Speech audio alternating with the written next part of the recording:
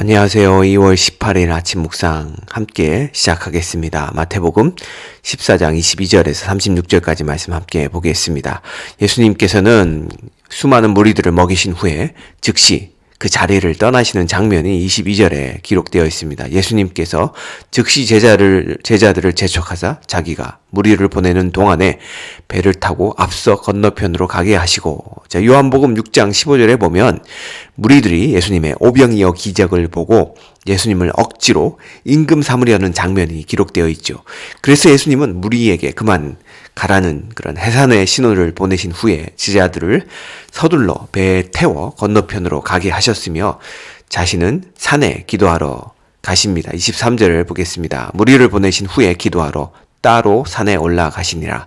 저물매 거기 혼자 계시더니, 예수님은 자신을 정치적 왕으로 삼으려는 군중들의 시도를 즐기신 것이 아니라 하나님과의 교제하는 시간, 하나님과 소통하며 하나님의 뜻, 곧 앞으로 있을 고난의 길을 기도로 준비하시는데 시간을 들이셨습니다. 24절을 계속해서 보겠습니다. 배가 이미 육지에서 술이나 떠나서 바람이 거스름으로 물결로 말미암아 고난을 당하더라. 자, 제자들이 탄 배는 이미 육지에서 떠나 깊은 곳에 이르렀는데 강한 바람이 제자들의 배를 향해 불어와서 파도가 배에 강하게 부딪히자 배가 위태한 지경에 빠집니다. 제자들 중에는 갈릴리 어부 출신들이 꽤 되었습니다. 그들은 아마도 자신들의 경험과 힘으로 배를 안전하게 하려는 그러한 노력을 했을 것입니다. 하지만 워낙 강풍이라 그들의 힘이 역부족이었던 것 같습니다. 25절을 보겠습니다. 밤 사경에 예수께서 바다 위로 걸어서 제자들에게 오시니, 이 밤 사경은 오전, 아침, 새벽 3시부터 6시를 말하는 시간입니다. 밤 사경이라는 표현은 제자들이 거의 밤을 새다시피 바람과 이 폭풍우와 사투를 벌였음을 보여줍니다. 이 밤 사경, 곧 새벽의 시간은 구약에서는 두려움을 묘사하는 시간이었지만 하나님의 백성들에게는 하나님이 도우시는 때였습니다. 마찬가지로 예수님은 제자들을 구원하시기 위해 아침이 밝기 전 이른 새벽 시간에 바다 위를 걸어오십니다. 예수님께서 오시는 목적은 제자들을 구원하시기 위함이죠. 예수님은 물 위를 걸으십니다. 구약에 묘사되신 하나님은 바다를 잠잠케 하시며 물 위를 걸으시고 지나가시는 분이셨습니다. 그러므로 예수님께서 바다를 걷는 모습은 예수님이 하나님이시라는 사실을 보여주는 것입니다. 그러나 제자들 입장에서는 물 위를 걸어 자신들에게로 다가오는 사람의 모습은 유령이라는 착각을 일으키며 공포에 빠지게 했습니다. 26절과 27절을 읽겠습니다. 제자들이 그가 바다 위로 걸어오심을 보고 놀라 유령이라 하며 무서워하여 소리 지르거늘 예수께서 즉시 이르시되 안심하라, 나니 두려워하지 말라. 자, 공포에 빠지니 제자들에게 예수님께서 곧바로 반응하신 것을 강조하기 위해서 27절에 즉시라는 그러한 부사를 앞 첫 문장에 넣는 장면을 우리가 보게 됩니다. 예수님께서는 제자들에게 안심하라고 그렇게 말씀하시죠. 예수님께서 제자들과 함께 있으면 제자들은 두려워할 필요가 없었습니다. 예수님은 자신을 나니라고 말씀하시죠. 이 나니라는 헬라어의 표현은 에고 에이미라는 표현입니다. 이 복음서에서 예수님은 자기 계시를 하실 때 항상 에고 에임이라는 표현을 쓰셨죠. 이 무리를 걸으시면서 지금 에고 에임이라고 하신 것은 예수님께서 자기 계시를 하고 계신다는 것입니다. 그 자기 계시는 무엇일까요? 그 자기 계시는 바로 예수님이 구약에 무리를 걸으셨던 바로 그 하나님이시라는 것이죠. 그리고 구약에서 또 볼 때 항상 하나님께서는 이렇게 자기 계시를 하시며 사람들 앞에 나타나시면 사람들이 두려워하거든요. 그때 사람들에게 두려워하지 말라라고 하셨습니다. 예수님은 지금 하나님으로서 제자들에게 임하신 것입니다. 그러나 제자들은 두려워할 필요가 없었죠. 왜냐하면 하나님이신 예수님은 지금 제자들을 도우러 구하러 오신 것이기 때문입니다. 28절을 계속해서 보겠습니다. 베드로가 대답하여 이르되 주여 만일 주님이시거든 나를 명하사 물 위로 오라 하소서 하니. 자, 베드로는 주님을 향해, 예수님을 향해 의심을 가지고 있었던 걸까요? 그는 예수님에게 주님이시거든 나를 명하사 물 위를 걸어 예수님께 오게 해달라는 요청을 합니다. 29절을 보겠습니다. 오라 하시니 베드로가 배에서 내려 물 위로 걸어서 예수께로 가되. 자, 오라는 주님의 말씀을 의지하여 베드로는 인간의 능력을 초월하는 놀라운 경험을 합니다. 하나님만이 물 위를 걸으시는 존재이시기 때문에 예수님의 말씀을 믿은 베드로는 성경에서 인간으로서는 처음으로 물 위를 걷게 된 것이죠. 그렇게 예수님은 베드로에게 오라고 손 내밀으셨고요. 베드로는 그 예수님을 쳐다보면서 한 발자국씩 물 위에 발을 내디딜 때 얼마나 놀랍고 신기했을까요? 그러나 갑자기 불어닥친 광풍 속에 베드로는 예수님을 쳐다보는 시선을 놓치게 되었고요. 일렁이는 파도를 보면서 그는 마음 가운데 두려움이 가득 일어나게 되었습니다.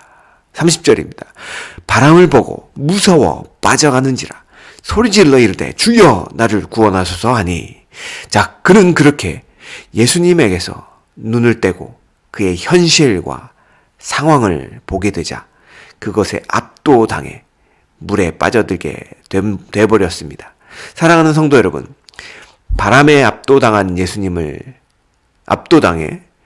예수님을 향한 시선을 놓쳐버려 물에 빠져드는 베드로의 모습은 어찌 보면 우리의 모습을 대변해 주는 듯합니다. 우리도 세상 속에서 믿음의 눈으로 예수님을 바라보며 그분과 동행하는 천국과도 같은 삶을 살다가 인생에 폭풍이 불어닥치면 우리 마음 가운데 두려움이 생기고 그 두려움 때문에 우리가 예수님을 쳐다보는 대신 폭풍을 바라보게 됨으로써 그 폭풍 속에 가라앉을 때가 얼마나 많습니까?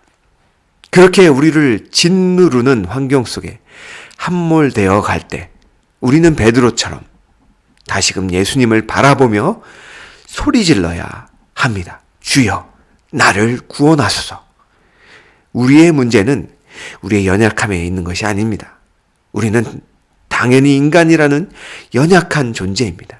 문제는 우리의 연약함이 아니라 부르짖지 않는 데 있습니다. 부르짖지 않는 것은 바로 교만이며 어리석음입니다.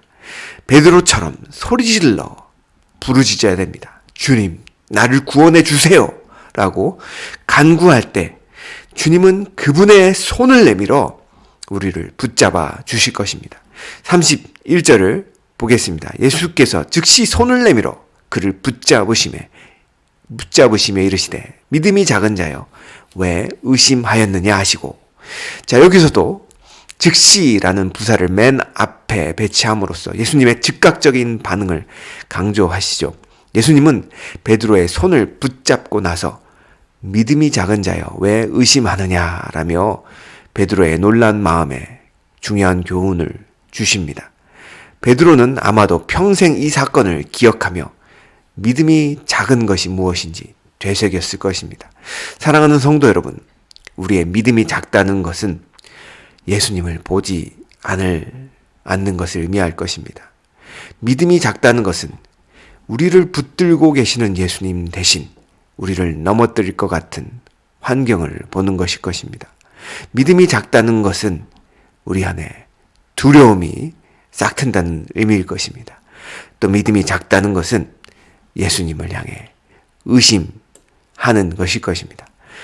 베드로는 다행히 믿음이 작았지 믿음이 없지는 않았습니다.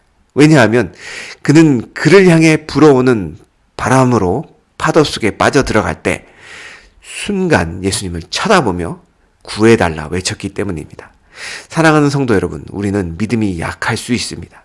믿음의 크기가 작을 때도 있습니다. 그러나 중요한 것은 믿음이 없으면 안 됩니다. 겨자씨 같은 믿음만 있어도 산을 옮길 수 있습니다. 그것은 우리가 대단해서가 아니라 그 겨자씨만한 믿음으로 우리가 다시금 예수님을 바라보기 때문입니다. 사실 무모하게 보이는 베드로의 행동 같았지만 그는 예수님께 요청했고 예수님께서는 허락하셨기에 그는 믿음으로 물 위를 걷는 최초의 사람이 됩니다.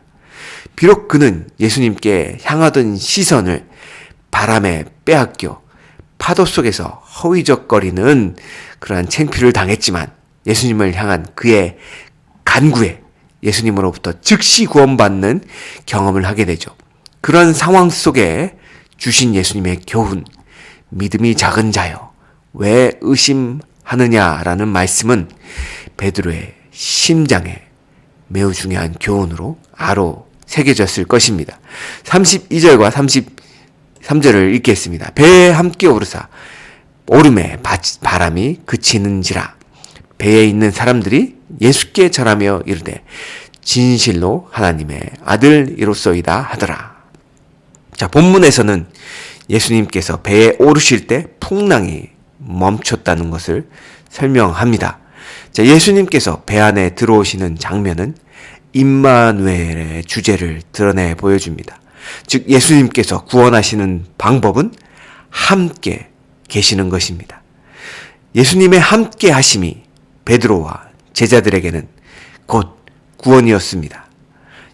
베드로가 구원받는 장면을 포함해서 이제까지 일어난 모든 사건을 겪은 배 안의 사람들은 예수님을 경배하면서 참으로 하나님의 아들이시라는 첫 고백을 예수님께 드립니다. 제자들의 신앙은 예수님을 경험하면서 점점 더 깊어져 가게 된 것입니다.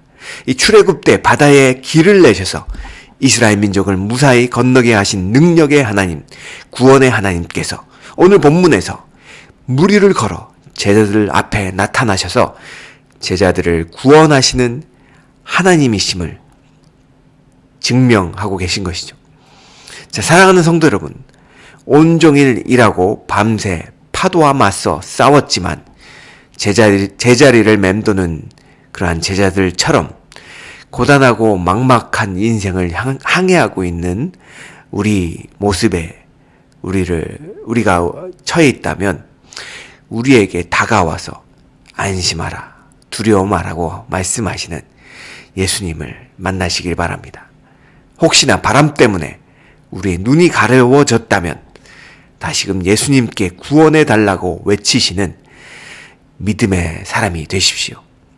지금은 때로 일어나는 의심들 때문에 작은 믿음일지 몰라도 날마다 나를 다시 일으키시는 예수님께 우리의 시선을 고정시키심으로 우리의 믿음이 점점 자라나고 커져가는 그러한 귀한 성도님들이 되시길 주님의 이름으로 간절히 축원합니다. 기도하시겠습니다. 풍랑 한가운데서 안심하라, 나니 두려워하지 말라 말씀하시고 우리를 구원하신 주님, 인생의 파도가 아무리 거세게 몰아쳐도 주님께 시선을 고정하고 믿음으로 나아가게 하여 주시옵소서. 위기에서 건져주시는 하나님의 아들 예수 그리스도와 함께함으로 그분을 날마다 경험하고 그 예수 그리스도를 증거하는 우리가 될 수 있도록 하나님 우리를 축복하여 주시옵소서. 우리와 함께 하시는 임마누엘 하나님을 이 시간 찬양합니다. 감사드리며 예수님의 이름으로 간절히 기도하였습니다. 아멘.